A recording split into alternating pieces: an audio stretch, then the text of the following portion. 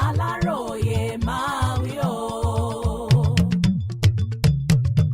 Nítorí wàhálà tó dé bá a, Bobrisky dá fàdúrà jagun. Ní báyìí gbogbo ohun tó wà lọ́kàn ọmọ jayéjayé Èkó ni Idris Okuneye tí gbogbo èèyàn mọ̀ sí Bobrisky ní bí ó ṣe bọ́nú wàhálà tó wà lọ́rùn ẹ̀. Ní báyìí Mummy of Lagos ti gbọ́rọ̀ ẹ̀ tọ́lọ́run lọ ó ti dá fàdúrà jagun. Bí gbogbo nǹkan sì ṣe ń lọ, ọmọ jayéjayé náà ò ní pẹ́ di born again ni o.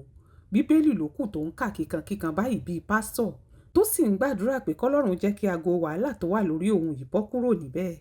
Lórí ìkànnì rẹ̀ ló kà àwọn ẹsẹ̀ bíbélì kan sí. Ẹsẹ̀ bíbélì tí Bobrisky kọ ìyẹn Tẹsalóníkà kejì orí 3 ẹsẹ̀ 3 èyí tó kà báyìí pé ṣùgbọ́n olódodo ni Olúwa ẹni tí ó fi ẹsẹ̀ yín múlẹ̀ tí ó sì pa yín mọ́ kúrò nínú ibi.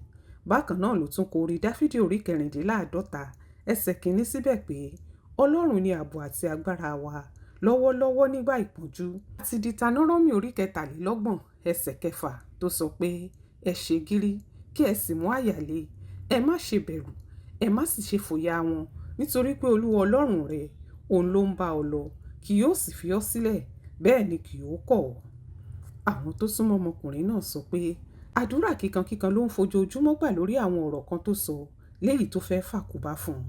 Ó sọ fọ́rẹ́ rẹ̀ kan tó fẹ́ yáwó lọ́wọ́ ẹ̀ lórí fóònù póun kò sun ọgbà ẹ̀wọ̀n fún oṣù 6 tóun fi wà ń bẹ́ẹ̀ àti póun san mílíọ̀nù 15 fájọ amúnifọ́bánì EFCC kí wọ́n lè bá yọ ẹ̀sùn póun bá wọn ṣàròndàròndò owó kúrò nínú ẹ̀sùn tí wọ́n fi kún un. Ṣùgbọ́n àwọn èèyàn ti sọ̀rọ̀ o. Wọ́n ní Idris Okuneye tí gbogbo èèyàn mọ̀ sí Bobrisky ló fọwọ́ ara ẹ̀ ṣe rẹ̀ níbi ẹjọ́ àròjù àti bùgátì ò nítumọ̀. Wọ́n ní bó bá jó sanwó olówó tó yá padà lásìkò ni ohun tó ṣẹlẹ̀ yìí ò ní ṣẹlẹ̀ sí. Bẹ́ẹ̀ ni wọ́n ní gbogbo aṣọ kọ́lé èèyàn máa ń sá lórùn àti pé irú ọ̀rọ̀ tó gbẹlẹgẹ́ bẹ́ẹ̀ kì í ṣe ohun tó yẹ kó sọ síta.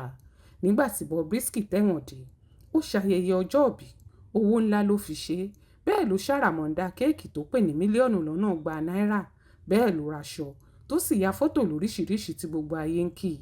Wọ́n léyìí túmọ̀ sí pé kì í ṣe pọ́ ọmọkùnrin tó ti sọ̀rọ̀ ẹ̀dóbìnrin yìí kò lówó tó lè san fẹ́ni tó yáwó lọ́wọ́ ẹ̀ nígbà ṣòro, ṣùgbọ́n kò fẹ́ san ni. Owó tí ò fẹ́ san yìí ló padà di wàhálà tọmọkùnrin tó yá lówó fi lóun máa tú gbogbo àṣírí ọ̀rọ̀ rẹ̀ síta. Ṣùgbọ́n ṣe ni Mummy of Lagos lóun láwọn bàbá ń gbẹ́jọ́ kò sóhun tó lè ṣe. Ọ̀rọ̀ náà ló padà wá yí lágbòdà síná báyìí tó sì ti tabára alé tó tún tabára oko tó sì sẹ́ni tó mọ̀bi tó máa yọrí sí.